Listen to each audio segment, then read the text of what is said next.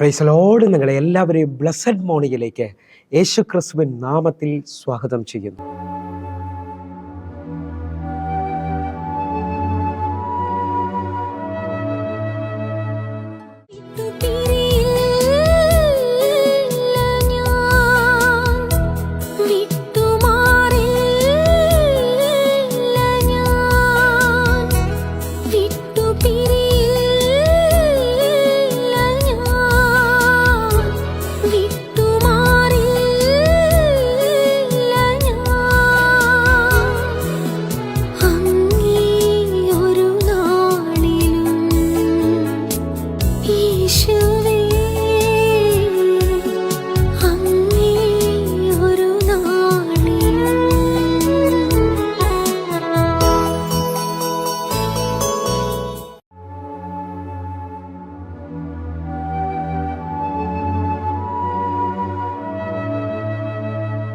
പ്രിയരെ, അനുഗ്രഹിക്കപ്പെട്ട ഒരു പ്രഭാതം കൂടെ നമ്മുടെ ജീവിതത്തിൽ അനുവദിച്ച് തന്ന വലിയവനായ ദൈവത്തെ നമുക്ക് ഒരുമിച്ച് ചേർന്ന് നന്ദി പറയാം. എത്ര പേർ പറയും, ഞാൻ നിന്നതല്ല, എൻ്റെ ദൈവം എന്നെ നടത്തിയതാണ്? ഒന്നുകൂടെ പറഞ്ഞു കഴിഞ്ഞാൽ 2024 മെയ് മാസം 7-ാം തീയതി വരെയും എന്നെയും എൻ്റെ കുടുംബത്തെയും പ്രത്യേകിച്ച് ഈ പകർച്ചവ്യാധിയിൽ നിന്നും അനേക പ്രതികൂലത്തിൽ നിന്നും പ്രതിസന്ധിയിൽ നിന്നും കണ്ണിലെ കൃഷ്ണമണി പോലെ സൂക്ഷിക്കുകയും വിടുവിക്കുകയും ചെയ്ത വലിയവനായ ദൈവത്തിന് നന്ദി പറഞ്ഞുകൊണ്ട് ഈ പ്രഭാത ചിന്തയിലേക്ക് നമുക്ക് ഒരുമിച്ച് അടുത്തു വരാം. ശത്രു കാണാത്ത വഴി തുറക്കുന്ന ദൈവം.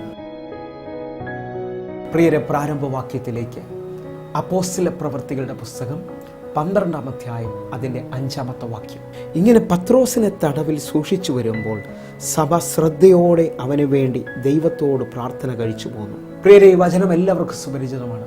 പത്രോസ് അപ്പോസ്തലനെ ഇതാ ഹെരോദാവ് കൊല്ലുവാനായി തടവിൽ സൂക്ഷിച്ചിരിക്കുകയാണ്. ആ സമയത്ത് സഭ അവന് വേണ്ടി ശ്രദ്ധയോടെ പ്രാർത്ഥിക്കുന്നു. എന്നെ കേൾക്കുന്നവരെ, പ്രാർത്ഥനയ്ക്ക് വലിയ ശക്തിയുണ്ട്. ഹല്ലേലൂയ. പ്രാർത്ഥിക്കുന്ന സഭയ്ക്ക് വേണ്ടി, പ്രാർത്ഥിക്കുന്ന വ്യക്തികൾക്ക് വേണ്ടി ദൈവം എന്നും പ്രവർത്തിക്കും. ശത്രു കാണാത്ത വഴി അവർക്ക് വേണ്ടി ദൈവം തുറക്കും. ഈ ഭാഗം നമുക്ക് നല്ലതുപോലെ അറിയാം. അതിൻ്റെ 6-ാമത്തെ വാക്യം. ഹെരോദാവ് അവനെ ജനത്തിന്റെ മുമ്പിൽ നിർത്തുവാൻ ഭാവിച്ചതിൻ്റെ തലേ രാത്രിയിൽ പത്രോസ് 2 ചങ്ങലയാൽ ബന്ധിക്കപ്പെട്ടവനായി 2 പടയാളികളുടെ നടുവിൽ ഉറങ്ങുകയായിരുന്നു. വാതിൽക്കൽ മുമ്പിൽ കാവൽക്കാർ കാരാഗ്രഹം കാത്തുകൊണ്ടിരുന്നു. ഹെരോദ രാജാവ് വലിയ പ്ലാനാണ് ചെയ്തിരിക്കുന്നത്. അടുത്ത ദിവസം രാവിലെ ജനത്തിന്റെ മുമ്പിൽ നിർത്തുകയും അവനെ കൊന്നുകളയുകയും ചെയ്യണമെന്നുള്ള വലിയ തീരുമാനത്തിൽ ഹെരോദാവ് നിൽക്കുകയാണ്. എന്നെ കേൾക്കുന്നവരെ, പ്രാർത്ഥിക്കുന്ന സഭയ്ക്കും പ്രാർത്ഥിക്കുന്ന ദൈവവൈതലിന്റെ മുമ്പിലും ശത്രു കാണാത്ത വഴി ദൈവം തുറക്കും. അതിൻ്റെ 10-ാമത്തെ വാക്യം കൂടെ നമ്മൾ വായിക്കുകയാണ്. അവർ 1-ാം കാവലും 2-ാമത്തതും കടന്നു പട്ടണത്തിൽ ചെല്ലുന്ന ഇരുമ്പ് വാതിൽക്കൽ എത്തി. അത് അവർക്ക് സ്വതമേ തുറന്നു. അവർ പുറത്തിറങ്ങി ഒരു തെരുവ് കടന്നു. ഉടനെ ദൂതൻ അവരെ വിട്ടുപോയി. പ്രാർത്ഥനയുടെ മറുപടിയായി തൻ്റെ ഭക്തനു വേണ്ടി ആ രാത്രിയിൽ ദൈവദൂതൻ കാരാഗ്രഹത്തിനകത്ത് ഇറങ്ങി. ഹല്ലേലൂയ. ഹെരോദാവ് രാജാവ് തീരുമാനിച്ചിരിക്കുകയാണ്, അടുത്ത ദിവസം പത്രോസിനെ അവസാനിപ്പിക്കും. പക്ഷേ ദൈവം അവൻ കാണാത്ത വഴി ആ രാത്രിയിൽ തൻ്റെ ഭക്തനായ പത്രോസിനു വേണ്ടി തുറക്കുകയാണ്.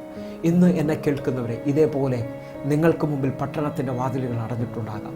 നിങ്ങൾക്ക് മുമ്പിൽ ഇനി പ്രതീക്ഷകളൊന്നും കാണത്തില്ലായിരിക്കാം. പക്ഷേ എൻ്റെ കർത്താവ് ശത്രു കാണാത്ത ഒരു വഴി നിങ്ങൾക്ക് വേണ്ടി പ്രഭാതത്തിൽ തുറക്കുകയാണ്. ഒന്നുകൂടെ പറഞ്ഞു കഴിഞ്ഞാൽ, പുറപ്പാട് പുസ്തകം 14-ാം അധ്യായത്തിൽ ഇതേപോലെയാണ്. ഇസ്രായേൽ മക്കൾ ഇതാ ചെങ്കടലിന് മുമ്പിൽ വന്ന് നിൽക്കുകയാണ്.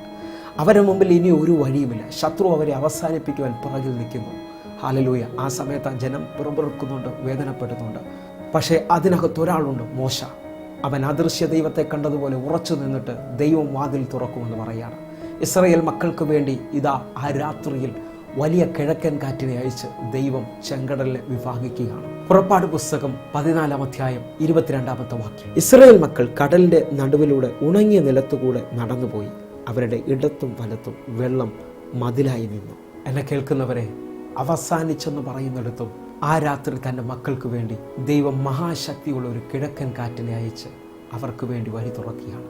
എങ്കിൽ ഈ പ്രഭാതത്തിൽ എന്നെ കേൾക്കുന്നവരെ, ഇതുവരെയും കാണാത്ത ഒരു അത്ഭുതം എൻ്റെ ദൈവം നിങ്ങൾക്ക് വേണ്ടി ആ പട്ടണത്തിൽ ചെയ്യുവാൻ പോവുകയാണ്. എത്ര പേർ എൻ്റെ കൂടെ ചേർന്ന് വിശ്വസിക്കും? ശത്രു കാണാത്ത, ശത്രു അറിയാത്ത ഒരു വഴി നിങ്ങൾ വിശ്വസിക്കുന്നുണ്ടെങ്കിൽ ദൈവം നിങ്ങൾക്ക് വേണ്ടി വെളിപ്പെടുത്താൻ പോകുന്നു. നാം ആശ്രയിക്കുന്ന, നാം വിളിക്കുന്ന ദൈവം വിശ്വസ്തനാണ്. എങ്കിലെല്ലാവരും എൻ്റെ കൂടെ ചേർന്ന് പ്രാർത്ഥിച്ചാട്ടെ.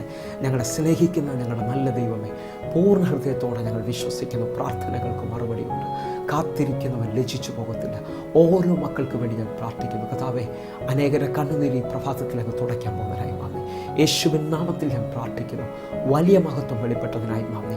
യേശുവിൻ്റെ കരം വെളിപ്പെട്ടതിനായി സ്തോത്രം. അങ്ങ് പ്രവർത്തിച്ചു കഴിഞ്ഞതിനായി മാമി. യേശുവിൻ നാമത്തിൽ പ്രാർത്ഥിക്കുന്നു. ആമേൻ. പ്രിയരെ, ഈ പ്രഭാത സന്ദേശം നിങ്ങൾക്ക് അനുഗ്രഹമാകുന്നു എങ്കിൽ നമ്മുടെ യൂട്യൂബുകൾ സബ്സ്ക്രൈബ് ചെയ്യും, അതേപോലെ തന്നെ ഫേസ്ബുക്കിലേക്ക് ജോയിൻ ചെയ്യണമെന്ന് ഓർപ്പിക്കുന്നു. അതേപോലെ ഒരു കാര്യം ഓർപ്പിക്കുകയാണ്, എല്ലാ ദിവസവും സൂമിൽ ആരാധന നടക്കുന്നു. നിങ്ങളെയും ക്ഷണിക്കുകയാണ്. എങ്കിൽ ഈ പ്രഭാതം ഒരത്ഭുത വാതിൽ തുറക്കുന്ന പ്രഭാതമാകട്ടെ. ആമേൻ. God bless U.